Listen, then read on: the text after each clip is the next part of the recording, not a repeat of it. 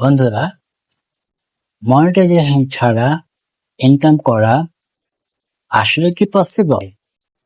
Facebook ID বা page অনেকেই ভিডিওতে আপলোড করতেছে যে মনিটাইজেশন ছাড়াই ফেসবুক আইডি বা পেজ ইনকাম করা যায়, কিন্তু আসলে কি তা কোনোভাবে ইনকাম করা পসিবল?